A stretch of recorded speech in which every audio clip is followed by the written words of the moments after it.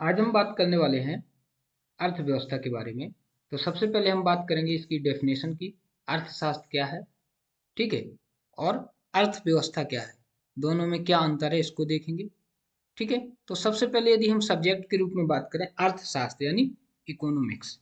अर्थशास्त्र क्या है? एक विषय है। कैसा विषय? जिसमें हम उत्पादन, उपभोग, विनिमय और वितरण के बारे में अध्ययन करते हैं। बहुत सिंपल सी चीज है। अर्थशास्त्र एक ऐसा विषय है जिसमें हम किसी भी वस्तु या सेवा के उत्पादन, उसका उपभोग, विनिमय का मतलब है क्रय विक्रय, एक्सचेंज, और उसका डिस्ट्रीब्यूशन यानी वितरण।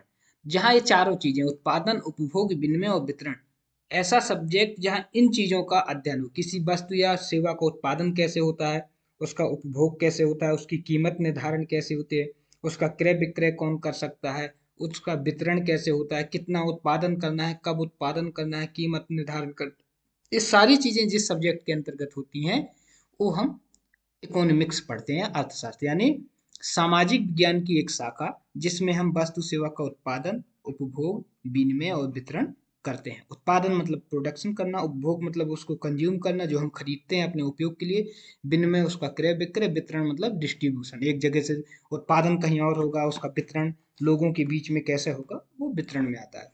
तो इन सब के बारे में जहाँ अध्ययन करेंगे वो इकोनॉमिक्स कहलाएगा। और एडम स्मिथ को अर्थशास्त्र का जनक माना जाता है। तो अर्थशास्त्र हो गया। अब अर्थव्यवस्था क्या होती है? तो सिंपल सी बात है, जहां उत्पादन, उपभोग, विनिमय और वितरण, इसका व्यवहारिक पक्ष जो है, यदि हम एक सब्जेक्ट की बात करें तो अर्थशास्त्र है, और इसका व्यवहारिक पक्ष अर्थव्यवस्था है। कैसे? जैसे कहा जाए कि भारत की अर्थव्यवस्था, भारत की अर्थव्यवस्था कैसी है? तो इसका मतलब भारत में वस्तुओं और सेवाओं का उत्पादन कौन करता है, उनकी कीमत निर्धारण कौन करता है, उनका व्यक्तियों तक या उपभोक्ता तक वितरण कौन करता है, इसकी जो व्यवहारिक तौर तरीका है वो अर्थशास्त्र अर्थव्यवस्था कहलाता है। जैसे हम यहाँ से उसको देख सकते हैं। आप यहाँ से देखिए, अर्थव्यवस्था की परिभाषा: किसी राष्ट्र द्वारा लोक कल्याण के उद्देश्य से उपलब्ध संसाधनों का समुचित नियोजन करते हुए अर्थ को केंद्र में रखकर बनाई गई व्यवस्था। या आप ऐसे देख सकते हो कि कोई देश है, वहां के जो संसाधन है, चाहे वो कौन कौन से संसाधन हो सकते हैं, मानव संसाधन, प्राकृतिक संसाधन, पूंजी संसाधन, इनका कोई देश कैसे उपयोग कर रहा है, किसके लिए उपयोग, उत्पादन के लिए, उपभोग के लिए, विनिमय के लिए और वितरण के लिए, उसका जो व्यवहारिक तरीका है वो अर्थव्यवस्था है। और इन चारों चीजों का हम जिस विषय में पढ़ते हैं वो अर्थशास्त्र है। या आप ऐसे बोल सकते हो कि किसी देश में कितना कितना उत्पादन होना है, क्या उत्पादन होना है, कितना होना है, कैसे होना है, और उत्पादन कौन करेगा, इसकी कीमत निर्धारण कौन करेगा, इन सब के लिए जो व्यवहारिक तरीका बनाया जाएगा वो अर्थव्यवस्था कहलाएगी। और जिस विषय के अंतर्गत इन चीजों का पढ़ा जाएगा कि उत्पादन कैसे होगा, कौन करेगा, कितना करेगा, कीमत निर्धारण कौन करेगा, इसका जो विषय होगा वो अर्थशास्त्र कहलाएगा। तो दोनों में थोड़ा सा ही डिफरेंस है, अर्थव्यवस्था और अर्थशास्त्र। अर्थशास्त्र में हम ये चार फैक्टर देखते हैं, और अर्थव्यवस्था में इन चारों का व्यवहारिक पक्ष देखते हैं। बस सिंपल से आपको यही याद रखना है कि किसी देश के संसाधनों का वहाँ के लोक कल्याण के लिए उपयोग करने के लिए हमें कैसी व्यवस्था बनाना है, वो व्यवस्था ही उस देश की अर्थव्यवस्था कहलाएगी। तो इसमें कोई कंफ्यूजन वाली बात नहीं है। अर्थशास्त्र एक विषय है और उस विषय का व्यवहारिक रूप है अर्थव्यवस्था। फिर समझिए, अर्थशास्त्र क्या है? विषय। और उस विषय का व्यवहारिक पक्ष क्या है? अर्थव्यवस्था। अर्थशास्त्र में क्या होता है? उत्पादन, उपभोग, विनिमय और वितरण का अध्ययन होता है। अर्थव्यवस्था में क्या होता है? उत्पादन, उपभोग, विनिमय और वितरण का जो व्यवहारिक स्वरूप है उसके बारे में पता चलता है। यानी कितना उत्पादन होगा, कौन उत्पादन करेगा, कीमत कौन निर्धारण करेगा, क्रय विक्रय कौन करेगा, वितरण कैसा रहेगा, ये सब का जो व्यवहारिक रूप है वो अर्थव्यवस्था बताएगी और विषय कहलाएगा अर्थशास्त्र। तो क्लियर हो गया? तो बस आपको यदि लिखना भी पड़े तो ऐसा भी लिख सकते हो कि क्या, कितना और कैसे उत्पादन करना है। इन्हीं प्रश्नों के उत्तर के लिए जो व्यवहारिक व्यवस्था बनाई जाती है वो अर्थव्यवस्था कहलाती है। अर्थव्यवस्था एक अधूरा शब्द है, इसके पहले हमें लगाना पड़ेगा। जैसे भारत की अर्थव्यवस्था, चीन की अर्थव्यवस्था, अमेरिका की अर्थव्यवस्था, विकासशील अर्थव्यवस्था, विकसित अर्थव्यवस्था, जब तक ये टर्म नहीं लगेंगे तो आप अर्थव्यवस्था के बारे में पता ही नहीं। जैसे बोल दिया मिश्रित अर्थव्यवस्था, तो मिश्रित अर्थव्यवस्था जैसी नाम आएगा तो आपको पता होना चाहिए कि यहाँ पे प्राइवेट सेक्टर और सरकारी सेक्टर दोनों मिलकर काम करेगा। जहाँ पूंजीवादी अर्थव्यवस्था यानी सब प्राइवेट बॉडी काम कर रही है, समाजवादी अर्थव्यवस्था यानी सरकार के नियंत्रण में काम होता है। तो अर्थव्यवस्था के आगे शब्द लगना जरूरी है, उससे आपको उसके व्यवहार का पता चलेगा। भारत की अर्थव्यवस्था, चीन की अर्थव्यवस्था, यानी उन देशों की अब हम बात कर रहे हैं कि वहाँ जो उत्पादन, उपभोग, विनिमय और वितरण का तरीका है व्यवहारिक रूप से किस प्रकार से लागू किया गया है उस देश के बारे में जिसका हम नाम लेंगे। तो अर्थव्यवस्था क्या है और अर्थशास्त्र क्या है आपको क्लियर हो गया होगा। ठीक है, अब अगला प्रश्न है हमारा अर्थशास्त्र की शाखाएं या ब्रांचेस ऑफ इकोनॉमिक्स। तो दो हैं, व्यष्टि अर्थशास्त्र और समष्टि अर्थशास्त्र। बहुत बेसिक है। Micro, macro. माइक्रो मतलब सूक्ष्म, छोटा स्तर, ठीक है, सूक्ष्म। और ए होती है बृहत स्तर पे, ये ध्यान रखना, ठीक है। तो व्यष्टि मतलब सूक्ष्म स्तर, समष्टि मतलब बृहत स्तर। अब सूक्ष्म स्तर का क्या है, बहुत छोटे एरिया, यानी कोई एक औद्योगिक इकाई ले लो या एक व्यक्तिगत फर्म ले लो या उत्पादन गृह ले लो या व्यक्तिगत उपभोग के बारे में बात करें, जैसे कोई उत्पादन इकाई है सिंगल, उसको ले लिया, उपभोग व्यक्तिगत उपभोग को ले लिया किसी के, ठीक है। तो इन चीजों के बारे में व्यक्तिगत या छोटे स्तर पे या एक उत्पादन इकाई के बारे में हम बात करेंगे सूक्ष्म पे। और बृहत पे क्या बात करें, पूरी अर्थव्यवस्था की बात करेंगे। जैसे भारत के बारे में बात करें, भारत की अर्थव्यवस्था के बारे में बात करेंगे तो वो समष्टि कहलाएगा। उसमें क्या क्या चीजें, अब भारत अर्थव्यवस्था में क्या चीजें शामिल है, वहां रोजगार, वहां मुद्रास्फीति, कीमतें, जीडीपी, राष्ट्रीय आय, प्रति व्यक्ति आय, रोजगार, मुद्रास्फीति, ये सारी चीजों की बात करेंगे हम भारत के स्तर पे तो वो समष्टि अर्थव्यवस्था कहलाएगी। यदि हम एक औद्योगिक इकाई ले लेंगे कि वहां उत्पादन कैसे होता है, वहां जो उत्पादन उस इकाई में हो रहा है उसकी कीमत निर्धारण कैसे होता है, ठीक है। तो ये कहलाता है व्यष्टि अर्थशास्त्र, मतलब सूक्ष्म होता है। समष्टि अर्थशास्त्र मतलब बृहद स्तर पे होता है। सूक्ष्म स्तर का मतलब है एक औद्योगिक इकाई या एक उत्पादन गृह या व्यक्तिगत उपभोग या व्यक्तिगत फर्म।